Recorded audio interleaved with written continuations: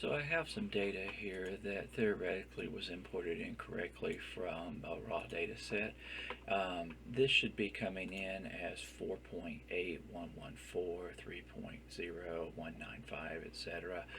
Instead, it came in with the commas converted to periods and off on the numbers that we want there as well.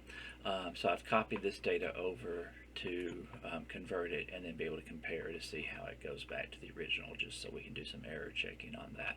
I don't want to lose any precision, so I'm not going to truncate anything off or round or anything along those lines. So based off of that, convert this over to numeric. First thing I want to do is to remove the periods. So let's just copy where I want to do this from. I'm going to do the Control F to bring up the find replace. Put a period in the find what, the replace just leave blank. Replace all. It did 70 replacements. So now I have this converted down. Problem with this being that I don't have my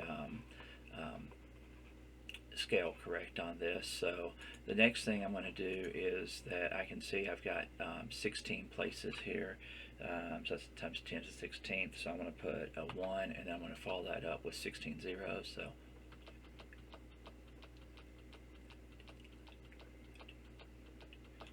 yep, got that correct because there's the 16. I'm going to copy this, select, and then I'm going to do a paste special.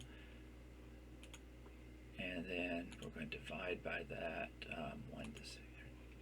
And you can see that in fact this did go through, and the 48 comes in as 4.8.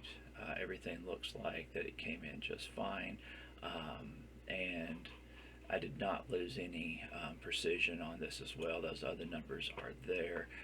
If I want to go ahead and show them out, you can see that they are indeed there. So okay, out to 14 decimal places. So anyway, hopefully that helps, and that's all for today.